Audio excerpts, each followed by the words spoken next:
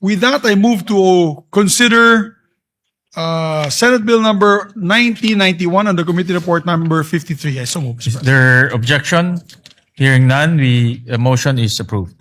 This is an act strengthening the National Agriculture and Fisheries Extension System to accelerate agriculture and fisheries development, Mr. President.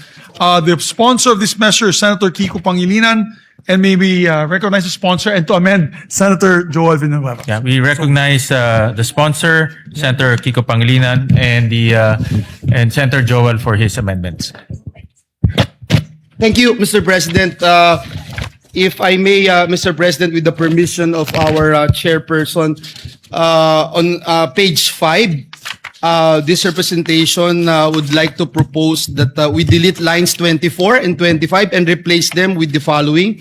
The roadmap shall contain, among others, measurable performance indicators, annual implementation targets, monitoring and evaluation mechanisms, periodic review provisions, and annual projected budgetary requirements, including the establishment of the local development hub. The rationale, Mr. President, is that this proposed amendment strengthens the second paragraph of Section 6 by expanding the required contents of the roadmap to promote accountability, guide implementation, and ensure measurable outcomes in the delivery of agricultural and fisheries extension programs. I submit to the wisdom of our chairperson. Your What Honor. does the sponsor say? Accepted, Mr. you. President. Is there any objection? Hearing none, amendment is approved. Thank you, Mr. President. On page 6, line 9, after the word act and before the period, insert the following.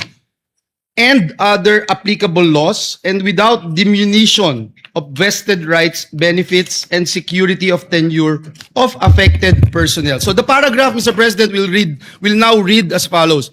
The Secretary is also authorized to reorganize the department's internal offices to determine if existing ones, in the interest of economy and efficiency, need to be integrated into the establishment of the BAFEX, subject to the provisions of Republic Act number 12231 or the Government Optimization Act and other applicable laws, and without diminution of vested rights, benefits, and security of tenure of affected personnel. I so move, Mr. President, if it is acceptable to our What dear does the colleagues. sponsor say?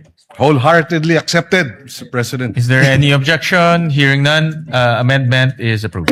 Thank you, Mr. President. Mr. President, on page 7, between lines 10 and 11, insert a new paragraph. The Technical Education and Skills Development Authority, or TESDA, shall assist the BAEX in the development and implementation of technical, vocational, competency-based, and certification programs for AEWs, farmers, and fisherfolk, consistent with its mandate and subject to existing laws, rules, and regulations. I so move, Mr. President. Is there any objection?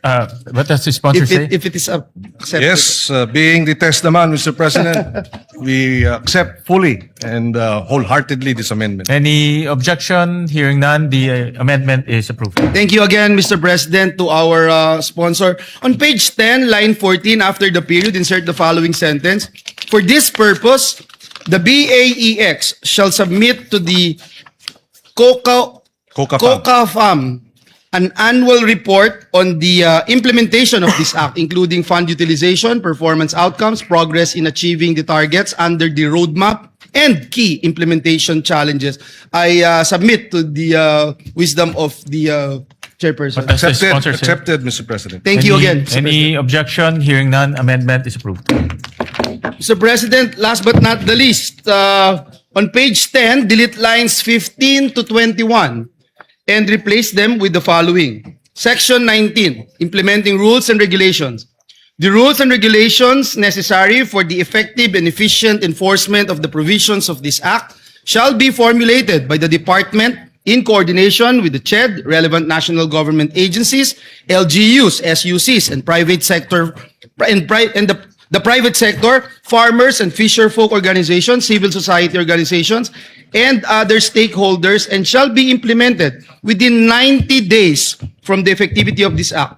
The IRR shall include, among others, the phased implementation of the transition from the ATI to the BAEX, personal transition mechanisms, asset and resource transfer procedures, institutional coordination protocols, qualification standards, and safeguards to ensure the uninterrupted delivery of agricultural and fisheries extension services.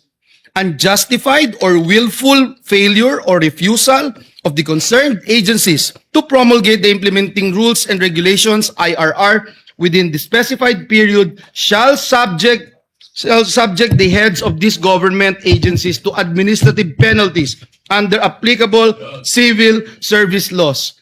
Should the IRR contain provisions that are contrary to this act, the head of the government agencies responsible for such provision, when done in bad faith or with gross negligence, shall be held administratively liable. I submit, Mr. What President. does the sponsor say? Accepted, Mr. President. Any objection? Hearing none, amendment is carried. Thank you very much, Mr. President.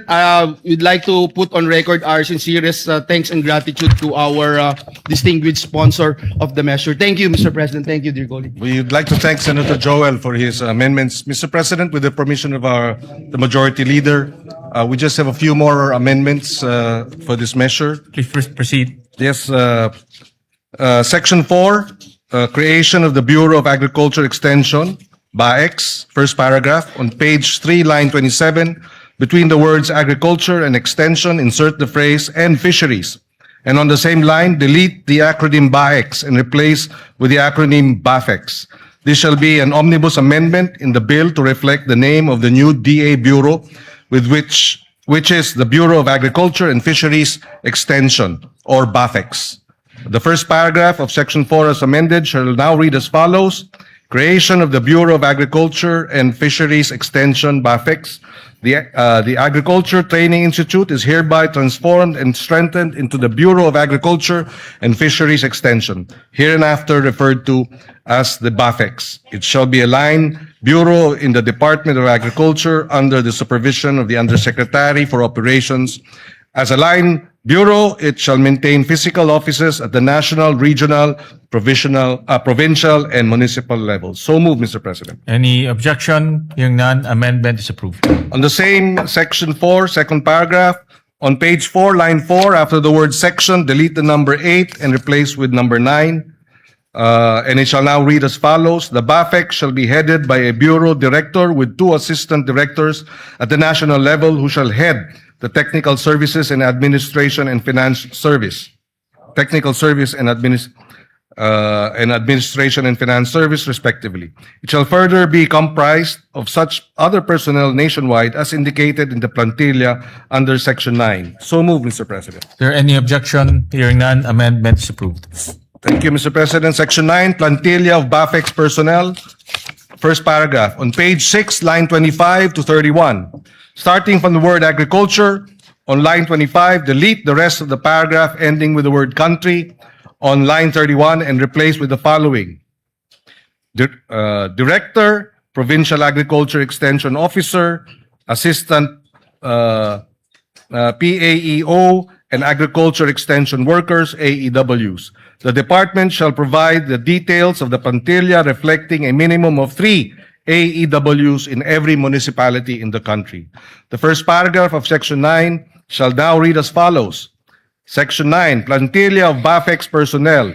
There shall be a plantilla of positions in the BAFEX, namely Bureau Director, 2 Assistant Directors, Regional Director, Provincial Agriculture Extension Officer, PAEO, Assistant PAEO, and Agriculture Extension Workers, AEWs. The department shall provide the details of the plantilla reflecting a minimum of 3 AEWs in every municipality in the country. So move, Mr. President. Is there any objection? Hearing none, amendment is approved. Section 9, third paragraph. On page 7, delete the entire paragraph on lines 5 and 6 and replace with the following paragraph. The basic salary grade for Agriculture 1 shall be salary grade 13 in the government salary grade scale, consistent with Republic Act 12215 or the Philippine Agriculturist Act. So moved, Mr. President. Is there any objection? Hearing none, amendment is approved. Mr. President, on page 7, delete lines 15 to 16 and replace with agriculture officers workers shall be entitled to appropriate representation allowance and traveling allowance, rata, in accordance with existing regulations. So moved, Mr. President. Is there any objection? Hearing none, amendments approved. Penultimate amendment, section 16 on appropriations, first paragraph on page 9, line 25. After the word for, delete the word personal and replace with personnel. The first paragraph of section 16 shall now read as follows. Section 16, appropriation for the first year of implementation of this act. The amount of 10 billion pesos shall be appropriated for personnel services and operation and capital budget requirements of BAFEX. It shall be sourced out of the total budget of the department. So moved, Mr. President. Is there any objection? Hearing none, amendment is approved. And finally, on the title of the bill, the following, the omnibus amendment approved earlier. The title shall now read as follows. An act strengthening the national agriculture and fisheries extension system to accelerate agriculture and fisheries development, creating the Bureau of Agriculture and Fisheries Extension, BAFEX, and appropriating funds therefore. Subject to style, Mr. President, so moved. Is there any objection? Hearing none, amendment is approved, subject to style. Thank you, Mr. President. There are no other amendments. With the permission of the majority leader, I move to terminate the period of amendments. Thank you very much, Mr. President. With that, no other member wishes to make any further amendments. I move to close the period of amendments. Is there any objection? Hearing none, period of amendments hereby closed.